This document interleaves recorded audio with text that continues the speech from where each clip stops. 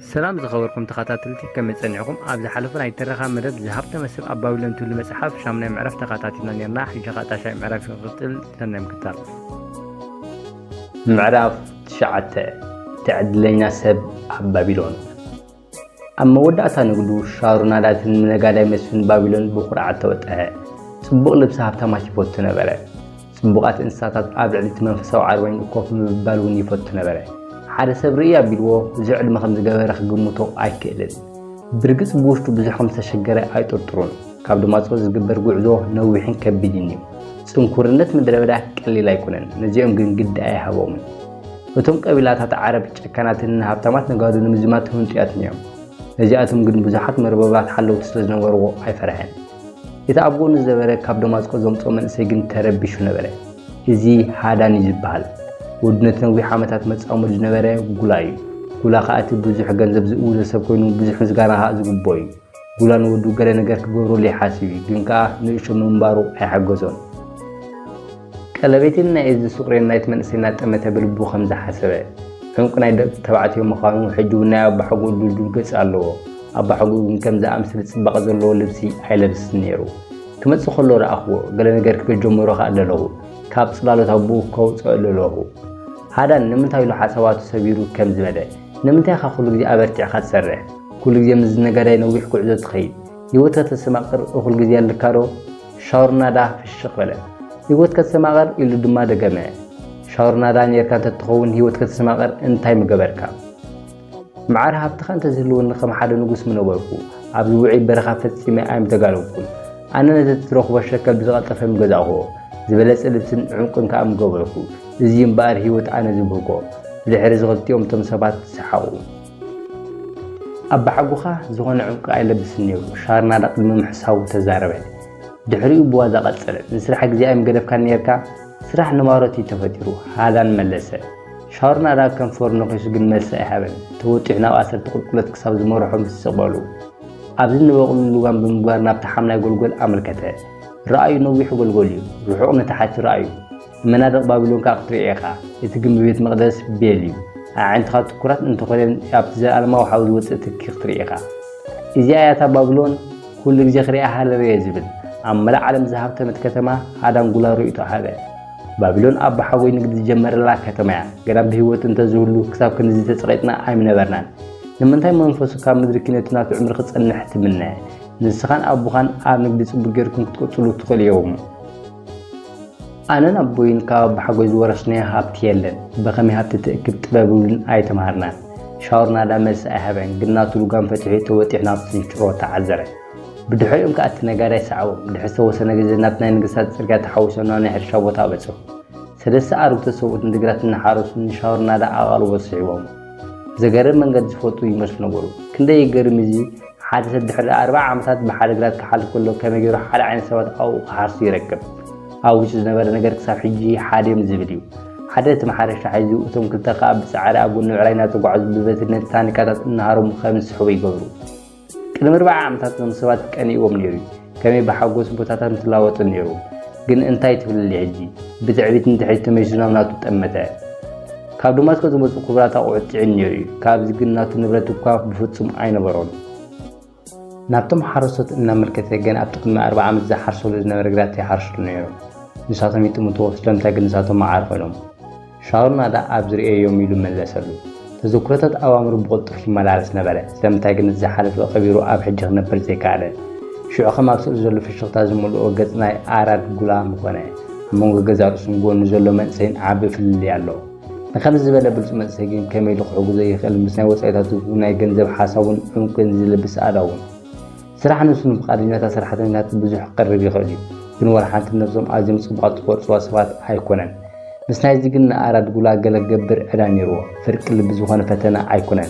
نسون أراد قولا نجاراتكم وغيرهم فتسم هيفلتون كوم عين السواد عين ورد درجة وهن دبر حارم المأساة تقاومات نيوي نجزاء صدر النفسون عبد متقوت اللواء دويلو أزي حما أنقود عن مخانة قلتو فسان زوس نسب كم مخانة بزح تقاومهم قتمو كمي أنا أبا حقو خانا عاد أقصى وفرنات زوزين أقسم عمل الخارو قبل دم حطتو نمتى نتورك خمي جيركا 5 رحاوي ترايزيت نقرنا إذا تراي أنا فوت زلن بلد من السي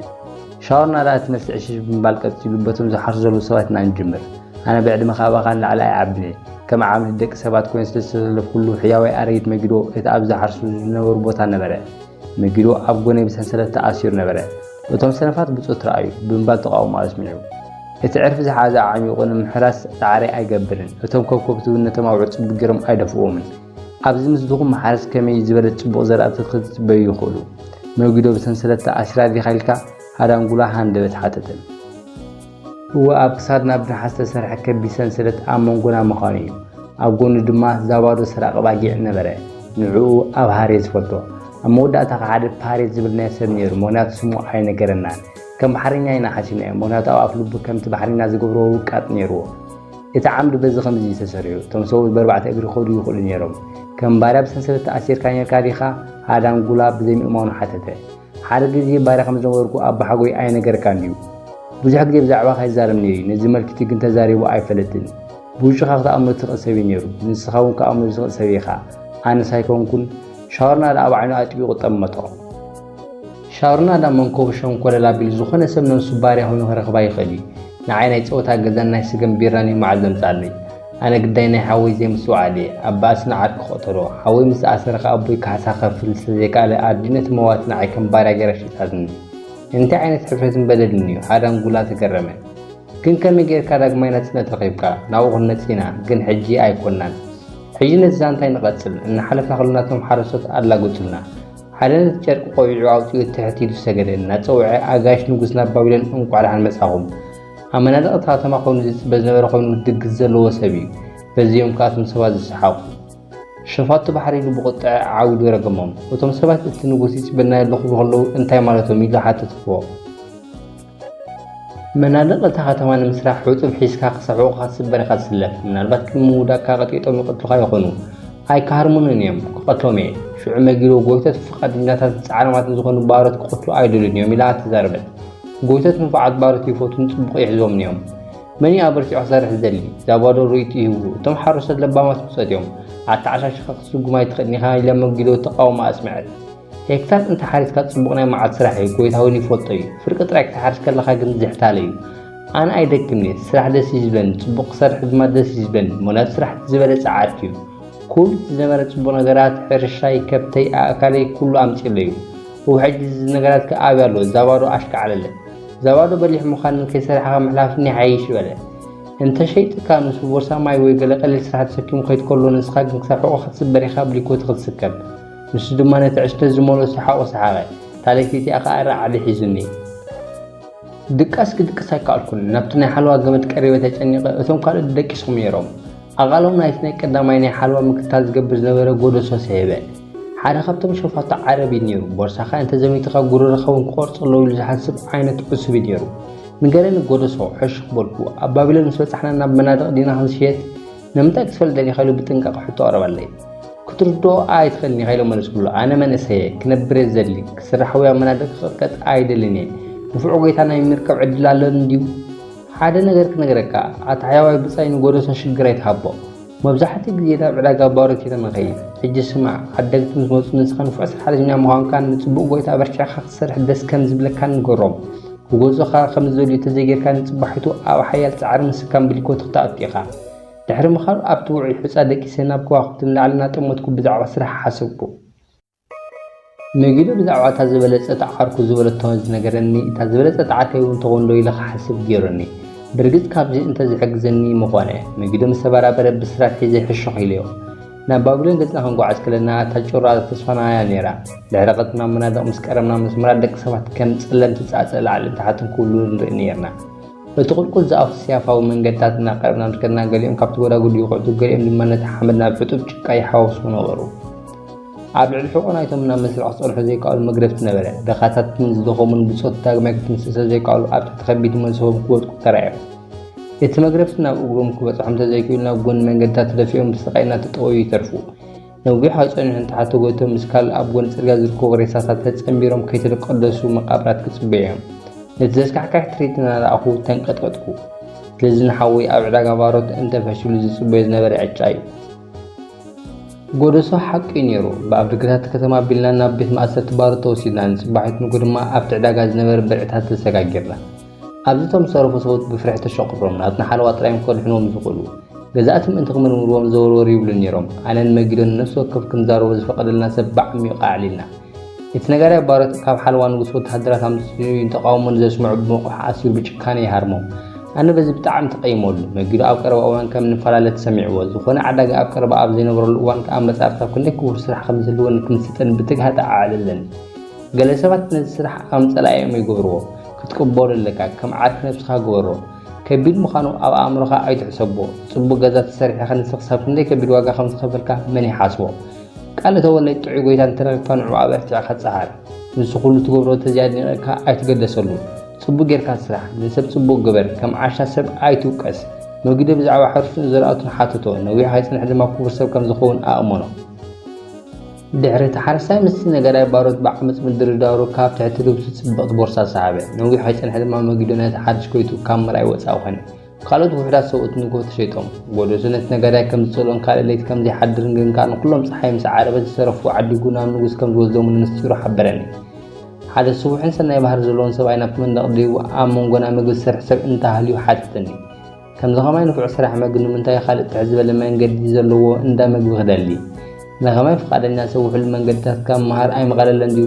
ረኣየ ንኣነ መንእሰይ ሓያል ምስራሕ ዝፈትን እየ ኢለ ቀረብ ኩሉ ብድልውነተይ ተመስሉ ምስኻብ ዝገዛእን ጀሚሩ ኣሰብ ዘይፈልጥ ነገራይ ክወዳደርን ጀሚሩ ሕጂ ግን ብዓቕመይን ጽቡቕ ጥዕናይን ጽቡቕ ባህርያትን ኣዝዩ ተመሲጡ صبح بعراين محرد الشيء زلخوين تسمعني مدة تخاطعتي زحقسني توعي سليتو وتوديو نتحدث قويت هذا الدحر تعقوه بابلون زيادة عدلنا سب كوين تسمعني حدش غزاي بزح زفتوي نيرو نانا نايد قويتاي ابتي مربادو يلوز نبرس كم كميغير كخمت قمت نتحاوي افور خميغير كخمت سرعن دحري خميغير كخمت بسلون ميهروني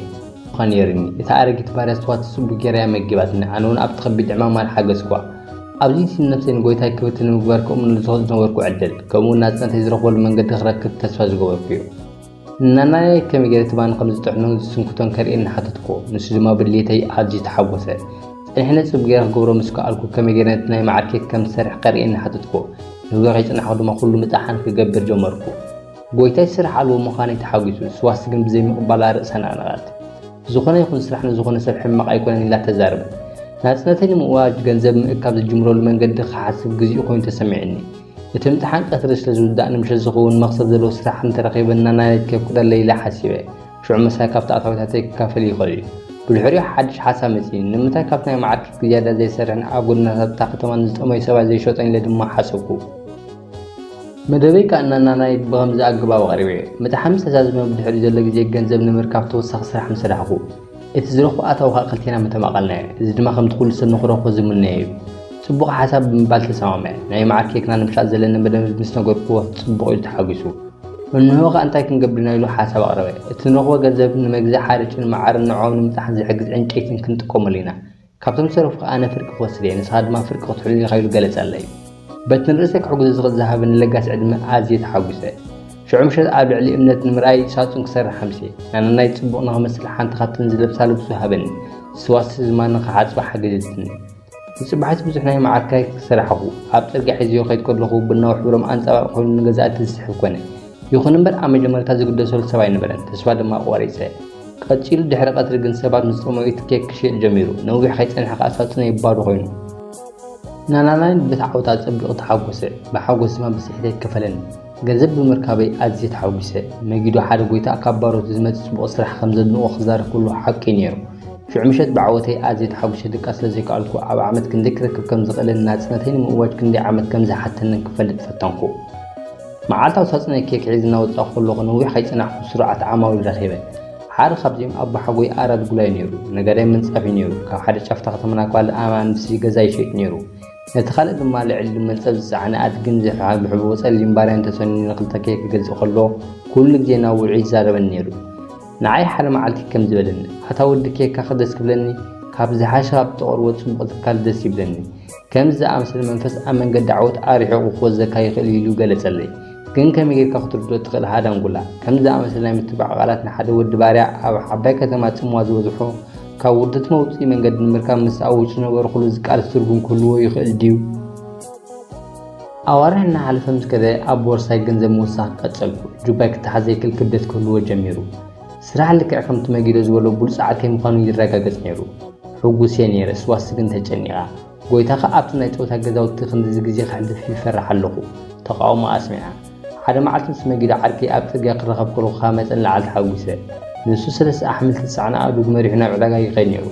ሕጂ ፅቡቕ ስራሕ ይገብር ኣለኹ። ጎይታይ ንፅቡቕ ስራሕ የድንቆ እዩ። ኣብ ናተይ ዕዳጋ ልዑል እምነት ሓዲሩሎ። ስራሕ ካብቲ ዓብዪ ፀገመይ ከናገበ ይሕግዘኒ ኣሎ። ሓደ መዓልቲ ናፅነተይ ከእውጅን ዳግመይ ሕርሻ ኩነን ክሕግዘኒ።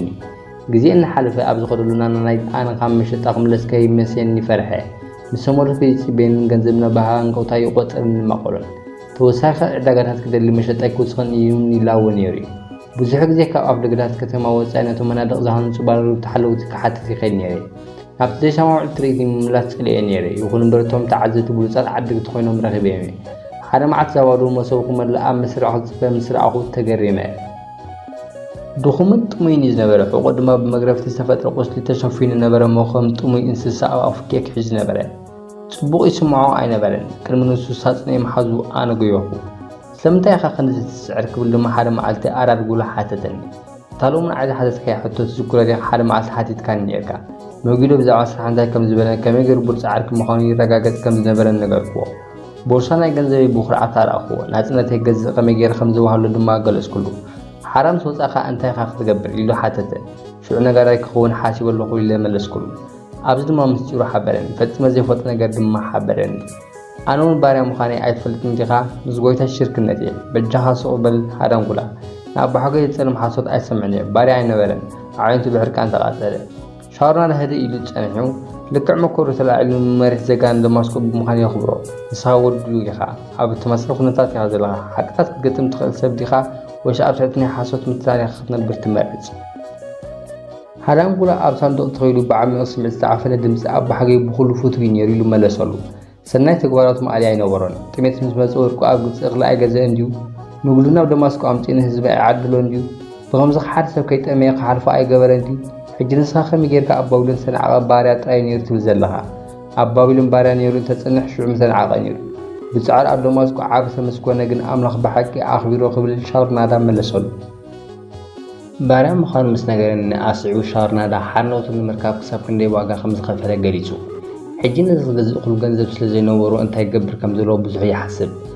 ኣይፋልዩን ነይሩ። ንነዊሕ እዋን ፅቡቕ መሸጣ እናገበረ ደገፍ ጎይትኡ ከይስእን ይፈርሕ ነይሩ። ንዘይምውሳኑ ተቃዊመዮ። ድሕሪ ደጊምካ ኣብ ጎይታኻ ኣይትመርኮስ። ዳግማይ ናፃ ሰብ ምዃንካ ዝስማዓካ ስምዒት ትረኸብ። ከም ሓራን ዕውት ሰብ ኮንካ ተዋሳእ። እንታይ ክትዓመን ከም ትደሊ እውን ወስን። ብድሕሪኻ ስራሕ እሞ ንክትወፅሖ ክሕግዘካ ኢሉ መለሰሉ። ብግርነቱ ከም ዝሓፈረን ብምግላፅ መንገዱ ቀፀለ። ሓደ መዓልቲ እንደገና ኣብ ደገራት ወፅየ። ኣብኡ ብዙሕ ህዝቢ ተኣኪቡ ምስ ረኸብኩ ተገሪመ። ንሓደ ሰብኣይ መምህር ምሳሓትኩ ከምዚ ክብል መለሰለይ። ኣይሰምዓኻን ኢኻ። ሓደ ካብ ሓለውቲ ንጉስ ቀቲሉ ዘምለጠ ባርያ ካብ ፍርዲ ቀሪብሎም ብጎቦኑ ክግረፍ እዩ። ንጉስ ባዕሉ ከይተረፈ ኣብዚ ኩሉ ኢሉ ነገረኒ። ብዛዕባ ኣብቲ መግረፍቲ ዝነበረ ህዝቢ ኣዝዩ ፅዑቕ ዝነበረ ሳውፅን ናይ መዓር ኬክ ከይጠፍኣኒ ፈርሐ። በዛ ኣብ ልዕሊ ርእስቶም ሰብ ክሪና ብቲ ዘይተወደመ እንዳቐደይበ ዕድለኛ ሆነ ድማ ክሪኦ በቅዐ። ንብካድ ባዕሉ ኣብታ ወርቃዊ ሰርገሉ ተሰቂሉ ክሓልፍ ከሎ ከምዚ ዝኣመሰለ ዕቤትን ልብስን ተንጠልጥሉ ወርቃዊ ወርቂ ርኤ ኣይፈልጥን። ከምዚ ዝኣመሰለ ውርዘይ ንጉስና ከምዚ ዝኣመሰለ ስቃይ ምስ መኳንንቱ ክስሕቕን ክዋዘን ምስ ረኣኹ ጨካን ምዃኑ ፈሊጠ። ስለምንታይ ከምዚ ዝኣመሰለ ኢሰብኣዊ ዕማማት ኣብቲ መናድቕ ዝሃንፁ ባሮት ዝብል ሕቶ መፃኒ። እቲ ባርያ ምስ ሞተ ርእሱ ብገመድ ኣብ እግሩ ተታሒዙ ኩሎም ክሪኡ ኣብ ዓንዲ ተሰቂሉ ነበረ። እቲ ህዝቢ ከይድ ምጀመረ ቀሪበ ረኣኽዎ። ኣብ ፀጉሪ ዘለዎ ኣፍልቡ ንቕሳነት ዝተገበሩሎም ክልተ ዝተንጠልጠሉ ውቃጦ ረኣኹ። ኣብ ዝቐፀለ ግዜ ምስ ኣራድ ጉላ ሓሳብ ተለዋወጡ። ጽቡቕ ጌሩ ሰላም ድሕሪ ምባሉ እቲ ከም ባርያ ትፈልጦ ዝነበርካ ሰብ ሕጂ ሓራስ ሰብ ኮይኑ ኣሎ። ኣብ ቃላትካ ስሕበት ነይሩ። ድሮ መሸጣይን መኽሰበይ ንውስኽ ኣሎ። በዓልቲ ቤተይ ካብ መጠን ተሓጒስ ኣላ። ናፃ ሰበይቲ እያ ነይራ። ጓል ሓፍቲ ጎይታ እያ ነይራ። ናብቲ ኣብ ሓደ እዋን ከም ባርያ ዝነበርኩ ሰብ ዘይፈልጣ ከተማ ክትሰጋገር ድማ ኣዝያ ተሃንጥያ ነይራ። እዚ ድማ ደቅና ብሕማቕ ኣቦኦም ግዳይ ፀርፊ ኣይኮንዮም። ስራሕ ዝበለፀ ሓጋዝ ዘይኮይኑ ኣሎ። ርእሰ ተኣማንነተይን ናይ ምሻጥ ክእለተይን ዳግማይ ክብረኻ ኺሉኒ ኣሎ። ብውሕድ መንገዲ እውን እንተኾነ ዝሃበኒ ምትብባዕ ክመልሶ ብምኽኣሊ ኣዝየ ተሓጒሰ። ሓደ ምሸት ሰዋስብ ብዓሚቕ ጭንቀት መፃኒ። ጎይታኻ ኣብ ፀገም ኣሎ። ንዕየ ዝፈርሕ ቅድሚ ገለ ዋርሒ ኣብ መኣዲ ፀወታ ብዙሕ ተሳዒሩ ንሓረስታይ ንእኽሉ ይኹን ንማዕሮ ኣይከፍሉን ኣሎ የተኣለቃሕ ገንዘብ ኣይከፍሉን ኣሎ ተቆጢዑ ድማ የፈራርሑሉ ኢሉ ገለጸ ስለምንታይ ብዕሽነቱ ንጭነቕ ንሕና ሓልኦት ይኮናን ኢለ ብዘይ ሓሳብ መለስኩሉ ዓሻ መንእሰይ ኣይርዳእካ እንዲሁ የተኣለቃሕ ገንዘብ ልቓሕ ንምርጋጽ ዋነትካ ሂቦ እዩ ኣብ ትሕቲ ሕጊ ክሓትካን ክሸጠካን ይኽእል እዩ እንታይ ከም ዝገብር ኣይፈልጥን እየ ንፉዕ ጎይታ እዩ ስለምንታይ ግን ከምዚ ዓይነት ሽግር ክወርዶ ኽኢሉ ፍርሒሱ ዋስቲ መሰረት ዘይብሉ ኣይነበረን ንጽባሒት ክንጎና ጣሓን ክኸልኹ ተኣለቃሕ ገንዘብ ምስ ሓደ ሳሲ ዝበሃል ሰብ መጸ እቲ ሰብኣይ ኣተኪሩ ድሕሪ ምጥባት ኣነ ክገብሮ ኢሉ ተዛረበ ተኣለቃሕ ገንዘብ ንጎይታይ ክምለስ ከም ዘይኮነን ስዋሲ ከም ዝወዘን ክነግራ ተጸብዐ ኣብ ሕቖይ ዝነበረ ካባን ቦርሳ ገንዘብ ኣብ ሽንጠይን ጥራይ ነበረ ኣነ ካብቲ ዘይውዳእ ምጣሓን ቀልጢፈ ረሓቁ እቲ ህቦብላ ነታ ገረብ ካብ ጫካ ቦርቂቑ ናብቲ ዝውሕዝ ባሕሪ ክድርብያ ኩሉ ምስ ረኣኹ ተስፋይ ተጸንቀቐ ሕጂ እውን እንደገና ናይ ፀወታ ገዛን ቢራን መዓታት ስዕብለ ይበልኩ ሳሲ ድብን ዝበለ ረሳሕን ሰብ ነይሩ ንከተማና እናመርሐናሎ ናናይ ክሰርሐላ ዝጸናሕኩ ጽቡቕ ስራሕ ነግርዮ ጽቡቕ ስራሕ ክሰርሓሉ ተስፋ ከም ዘለኒ ድማ ገሊጸሉ ዝኾነ ምትግባዕ ግን ይሃበኒ ዝፍታ ኣይኮነን ስራሕ ጎይታይ ኣይፈትዎን እዩ ንጉስ ዝመሓለ ክፋል ናይቲ ዓብ መትረፍ ክሰርሕ ለኣኽኒ ኢልዎ መምህር ንሳሲ ተወሳኺ ባሮት ክገዝእ ኣበርቲዖ ክሰርሕን ቀልጢፉ ክውድእን ይነግራ ዝኾነ ሰብ ከመይ ኢሉ ኢና ዓብ ስራሕ ቀልጢፉ ክውድእ ዝኽእል ኢሉ ሓተተ ገረብ ዘይብሉ በረኻ ኣብ ኣእምሮኻ ሰኣል ትሑት ቆጥቃጥ ጥራይ ፀሓይ ብኸም ዝበለ ቁጥዕት ቃጽል ኣብ ዝነበረት በርሚላትና ዝነበረ ማይ ኣዝዩ ውዑይ ኮይኑ ዳርጋ ክንሰትየካ ኣለና ድሕሪ መስርዕ ሰባት ሰኣል ናብቲ ዓሚቕ ቆታ ወሪዶም ከበድ ስራሕ ክሳብ መሬት ዝዓርብ ክሰርሑ ክውዕሉ ኣብ ክፉት ጎዳጉል ዝቐርብ ከም ሓሰማታት ንርእስና ዝሕግዝ ዳስ ኣይነበረናን ንዓረት ዝኽውን ሓሰር እውን ኣይነበረናን ኣብ ከምዚ ኩነታት እዮም ባዕሉ ነብሰይ ዝረኸብኳ ቦርሳይ ፍሒረ ቀቢረያ ካልኣይ ግዜ ክፍሕራ ዝኽእል እንተኾይነ ድማ ሓሰብኩ ኣብ መጀመርታ ብሰናይ ድሌት የሰርሕ ነይረ ኣዋርሕና ተጎቲተ ምስ ኸደ ግን መንፈስ ዝስበር ዘሎ ኮይኑ እንተሰሚዕኒ ብድሕሪ ነቲ ሰዓል ነቲ ዝዘኸመ ኣካላተይ ኣሲርዎ ሸውሃተይ ስለዝተረገጠ ነቲ ስጋእ ጣልን ኣሕምልቲ ክበልዖ ዳርጋ ይከኣልኩን ለይቲ ኣብ ዘይሕጉስ ንቕሓት ሕሊፈ እዩ ኣብ ሕልመይ ዛባዶ ዝበለፀ መደብ እንተዘይብሉ ምህዳም ወይ ድማ ሕቑ ኣብ ምስራሕ ከይስበር ዝብል ሕቶ ልዒለ ሽዑን መወዳእታ ግዜ ዝረኣኽቦ ዝዘኪረ መደብ ጽቡቕ ከም ዘይኮነ ፈሊጠ ንስታቱ ሓሲበ መረትን ምቅላልን ምቅታልን ልክዕ ከምኡ ጽቡቕ ክኸውን ይኽእል ድብል ድማ ሕቶ ቀሪበ ዝኽርናይቲ ዝደም ዝነበረ ኣካላቱ መደቡን እውን ዘይጠቅም ምዃኑ ኣዘኻኺሩኒ ሽዑ ንመወዳእታ ግዜ ንመጊዶ ዝረኣኽቦ ዘኪረ ኣራው ብፃዕሪ ኣዝየን ተደናጊርን ልቡን ቀሊል ኮይኑ ኣብ ገፁ ሓጎስ ነይሩ ናብቱ እቲ ዝበለፀ መደብ ነይሩ እንተኾነ ግን ልክዕ ከም መጊዶ ክሰርሕ ፍቓድና ነይረ ካባይ ንላዕሊ ክሰርሕ ድማ ኣይምኻልን ስራሕይ ስለምንታይ ሓጎስን ዓወትን ዘየምፃለይ ንመጊዶ ሓጎስ ዘምፃሉ ስራሕ ዲቦሽ ሓጎስን ዓወትን ኣብ ሕቑ ኣማለኽ ጥራይ ነይሩ ድሌተይ ከይረኸብኩ ሓጎስን ዓወትን ከይረኸብኩ ድየ ዝሰረፈ ሂወተይ ክሰርሕ ነይሩኒ እዚ ኩሉ ሕቶታት ኣብ ኣእምሮይ ተሓዋዊሱ መልሲ ግን ኣይነበረን ብርግጽ ኣዝየ ተዘናጊረ ድሕሪ ሓያሎ መዓልታት ኣብ መወዳእታ ጽንዓተይ ዝኣተውኩ ሕቶታት ገና ዘይተመለሱ ምስ መሰለ ሳሲ መጻኒ ናብ ባቢሎን ክመሰኒ ካብ ጎይታይ መልእኽተኛ ንመጺዎ ነበረ ክቡር ቦርሳይ ኩዒተ ንርእሰይ ጠቕሊለ ኣብቲ ዝተበታተነ ተረፍ መረፍ ልብሰይ ኮይኑ ኣብ መንገደይ ክንጋልብ ከለና እቲ ናብ ዝናብትን ዝወር ነበረ ህቦብላ ሓሳባት ኣብ ሰዓት ዝመልኦ ሓንጎለይ ይጎይ ነበረ ካብ ትውልድ ከተማ ሃገሩ ዝመጸ ጭሩሖ ዝገልጽ ዕንደረ ቃላት ዝነብር ዘለኹ ድማ ይመስል ነይሩ ንሰብ መንገዱ ክተሎ ዘይክእል ዕጩ ዝኾነ ሰብ ክግምቶ ዘይክእል ስለምንታይ ስለዘይፈልጥ ከም ዝቕፅዕ ዕጫ ኣይኮኑ እንታይ ሓድሽ ሕሳብ ተስፋ ምቑራጽን ይጽበየኒ ነይሩ ናብ መረባ ገዛ ጎይታይ ተወጢሕና ክንከይድ ከለና ኣራድ ጉላኽ ትጽበየኒ ምስ ረኣኹ ዝነበረን ምግራም ሕሰብዎ እሞ ንሱ ድማ ሓጊዙ ንኽወርድ ሓቒፉ ንኽነዊሕ ዝጠፋሓው መንገድና ክንከይድ ከለና ከም ባርያ ጎይትኡ ክስዕቦ መተኸተልኮ ነይረ ንሱ ግን ኣይፈቐደለይ ንሱ ድማ ኣብ ኩሉ ቦታ ዘልየካ ዳርጋ ተስፋ ምስ ቆረጽ ክናብር ቅልጽሙ ኣብ ዙርያ የንበረ ብርግጥ ምስ ዋስቲ ተራኺቡ ብዛዕባ ተኣለቃሕ ገንዘብ ዝነገረኒ ተዛሪብና ኣብ ክቡር ዋና ከዓ ኣቕኒዕኒ ከቢድ ዋጋ ዕዳጋ እዩ ንሱ ብርግጥ ዝውሮ ኣዝዩ ዝሕፍር ዋጋ ክፍል ገይሩኒ ንስኻ ግን ዋጋ ኣለካ ናይዚ ሓድሽ ዓወተይ ፍልስፍናኻ ምነቓቓሒ ኮይኑኒ ናይ መጊዶ ፍልስፍና እምበር ናተይ ኣይኮነን ኢለ ኣቋረፅኩ ናይ መጊዶ ናትካን ሳላኻ ክልቴና ናብ ደማስቆ ንኸይድ ኣለና መሻርክተይ ክትከውን ድማ ደልየካ ኣለኹ ስማዕ ሓደ መዓልቲ ሓራሰብ ክትከውን ኢኻ ስለዚ ኣብ ትሕቲ ልብሱ እታ ናተይ ማዕርግ ዝሓዘት ጽላጭ ጭቃ ሰኣለ ናይ ምስጋና ንብዓት ኣብ ዓይነተይ መሊእኒ ኣብ ባቢሎን እትዕድለኛ ሰብ ምዃነይ ፈሊጠ ፍሬኻ ስራሕ ኣብቲ ዛዕበይ ጭንቀተይ ቡልፃዓት ከምዃኑ ኣረጋጊጹ ንኽሰርሕ ፈቓደኛ ብምዃነይ ናብቶም ኣመናድቕ ዝነበሩ ጉድለታት ባውረት ከይሸጥ ሓጊዝኒ ንኣባ ሓጎኻ እውን ኣዝዩ መሲጥዎ መሻርክቱ ክኸውን ድማ መሪፅኒ ሽዑ ሓደ አንጉላ ስራሕ ናይ ኣባ ሓጎይ ምስጢራዊ መፍትሒ ናይ ወርቃዊ ሃብቲ እዩ መጀመርታ ክፈልጦ ከለኹ ትንኮ መፍትሒ ነይሩ ሻርና ዳ መለሰሉ ኣባ ሓጎኻ ምስራሕ ደስ ይብሎ ነይሩ ኣምላኽ ድማ ንጻዕሩ ኣድኒቑ ብዘይ ምግናን ሸሊምዎ ክርኢ ጀሚሩ ኣለኹ ሓደ አንጉላ ብሓሳብ ይዛረብ ነበረ ስራሕ ነቶም ንኢንዱስትሪን ዘምፅኦ ዓወትን ዘድንቑ ብዙሓት ኣዕሩኽ ስሒቡ ስራሕ ነቲ ኣብ ደማስቆ ኣዝዩ ዘሰማቆሮ ክብሪ ምፂሉ ስራሕ ነዚ ኩሉ ዝጠቐስኮ ነገራት ኣምፂሉ ስራሕ ድማ ንባሮ ጥራይ ዝግባእ ይመስለኒ ነይሩ هيوت دك سبات كسمعوا زخرو بزح دساتات زحقفت حبتاميا كل شهرنا دارو يتحابه نفسه كفبوت على سرح نوار استحاز زي ما خون دس يبلني كم تزخون يرتزعوي دستين تحرمكو بزح نجارات دس يبلني نبغى سرح زتكجن يلن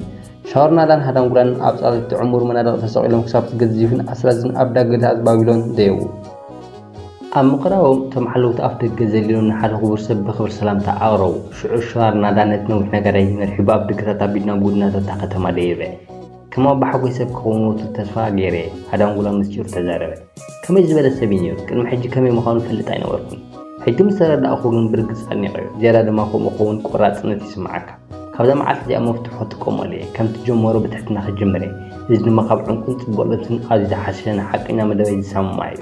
كم من أول هذا مقولن تن بعمق سلقيا باول أو أزون ندن كلبة دماء أو تعود تسحب وآتون